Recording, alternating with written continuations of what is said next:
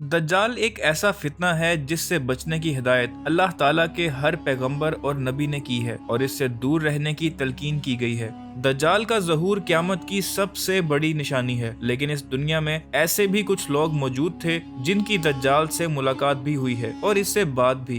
वो लोग कौन थे जिनकी दज्जाल से मुलाकात हुई? उसने उनसे क्या सवाल किए? दज्जाल किस जजीरे पे मौजूद है और वो जजीरा किधर है? JSTV में आप सबको खुशामदीद। सही मुस्लिम हदीस 2942, जिस हदीस में तमीम अलदारी और इनके साथ मौजूद लोगों की दज्जाल से मुलाकात के बारे में बयान किया गया है। इसे हदीस अल जसासा भी कहा जाता है।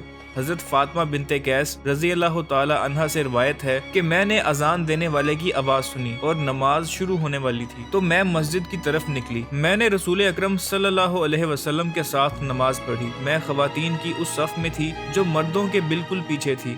जब रसूलुल्लाह सल्लल्लाहु अलैहि वसल्लम नमाज पढ़ के फारिग हुए तो आप मिंबर पर बैठ गए और सबको बोला कि वो सब वहीं बैठ जाएं जहां वो नमाज पढ़ रहे थे। फिर आप सल्लल्लाहु अलैहि वसल्लम ने फरमाया, क्या तुम जानते हो कि मैंने तुम्हें इकट्ठा क्यों बुलाया? तो सब ने जवाब दिया, अल्लाह और इसके रसूल बेहतर जानते हैं। आप सल्लल्लाहु अलैहि वसल्लम ने फरमाया, अल्लाह की कसम, मैंने तुम्हें नसीहत या तंबीह के लिए नहीं बुलाया, बल्कि मैंने तुम सबको इसलिए बुलाया है कि तमीम अलदारी एक ईसाई था और फिर उसने मेरे पास आके बैत की और मुसलमान हो गया और फिर मुझे दज्जाल के बारे में एक बात बताई जो मैं आप सबको बता रहा हूँ और मैं इससे मुत्तफिक हूँ। इसने मुझे बताया कि मैंने कबीला लखाम और जजाम के 30 लोगों के साथ बहरी जहाज का सफर किया। रास्ते में तूफान आने की वजह से इनका जहाज इधर उधर घूमता रहा और फिर अचानक एक जजीरा नजर आया जिसे सब देख के बहुत खुश हुए और इस जजीरे की तरफ चल दिए।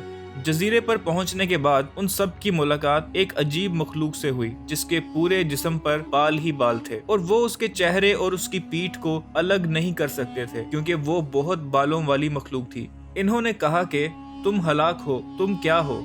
इसने जवाब दिया कि मेरा नाम जसासा है। इन्होंने पूछा, अल जसासा क्या है? तो इसने कहा कि मेरा मालिक तुम सबका अंदर इंतजार कर रहा है, आओ मैं तुम सबको उसके पास ले चलूं। और हम सब इससे डर गए कि शायद ये शैतान ना हो और हम उस खानका की तरफ चल पड़े। जब उसके अंदर दाखिल हुए तो वहाँ पे एक इतना बड़ा आदमी मौजूद था कि इस जैसा इन्होंने पहले कभी ना देखा था। इसके बाजू से लेकर गर्दन तक और उसके घुटनों से लेकर टखनों तक जंजीरें बंधी हुई थीं और वो उन जंजीरों में जकड़ा हुआ था। हमने कहा, तुम हलाक हो, कौन हो तुम?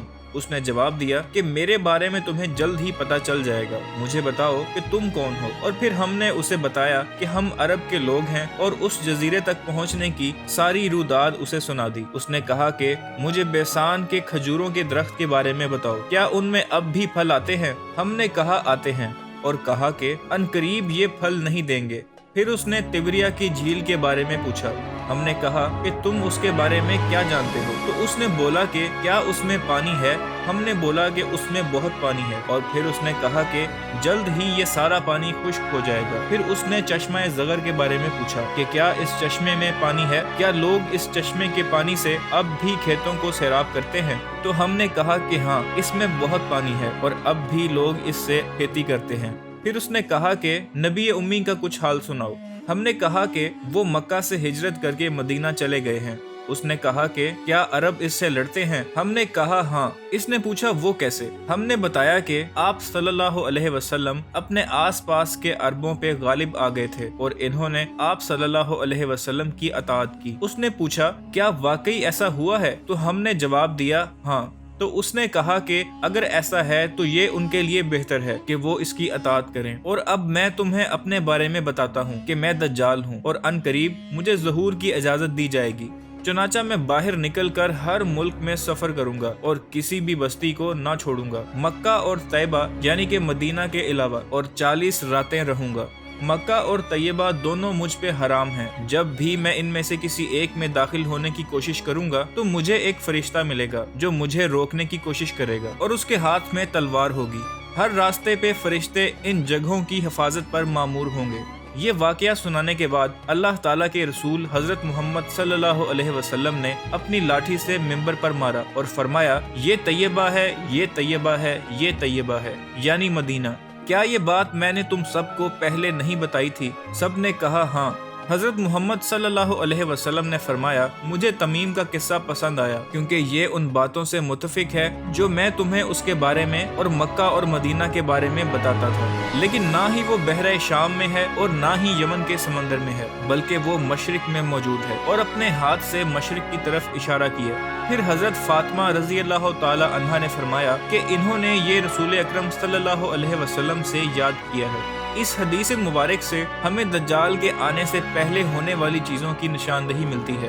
بیسان کا علاقہ 1948 تک اردن کا حصہ تھا اور یہ علاقہ اپنی کھجوروں کی وجہ سے بہت مشہور تھا، لیکن 1948 کے بعد اسرائیل نے اس علاقے پہ قبضہ کر لیا اور اب اس علاقے میں کھجوریں بالکل ختم ہو چکی ہیں۔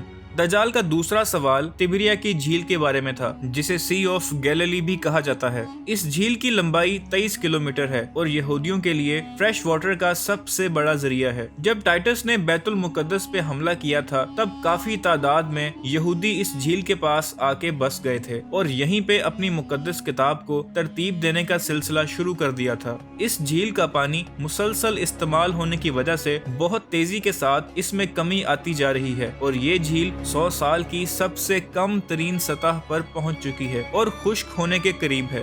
دجال کا تیسرا سوال زغر کے چشمے کے بارے میں تھا جو یہودیوں کے قبضے میں ہے۔ اس کے علاوہ احادیث مبارکہ سے اس بات کا اندازہ لگایا جا سکتا ہے کہ دجال کے ساتھ ہونے والی جنگ بھی اسرائیل میں ہی ہوگی اور اس میدان جنگ کے قریب گولن ہائٹس پہ قبضہ کر کے اس جنگ کی تیاری شروع کر دی ہے۔ جہاں تک بات ہے کہ دجال کس جزیرے پہ موجود ہے تو کہا یہ جاتا ہے کہ بحرہ عرب میں موجود تقوترا نامی جزیرہ دجال کا جزیرہ ہو سکتا ہے، لیکن اس میں کتنی سچائی ہے یہ صرف اللہ تعالیٰ کی ذات کو ہی معلوم ہے۔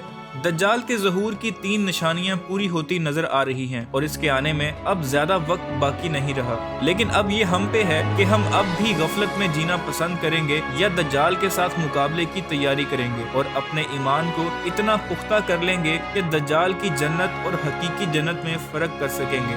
ناظرین، ہم امید کرتے ہیں کہ آپ کو آج کی یہ ویڈیو ضرور پسند آئی ہوگی۔ اس طرح کے کنٹینٹ اور ویڈیوز دیکھتے رہنے کے لیے آپ ہمارے چینل JS TV کو لائک، سبسکرائب اور شیئر ضرور کریں۔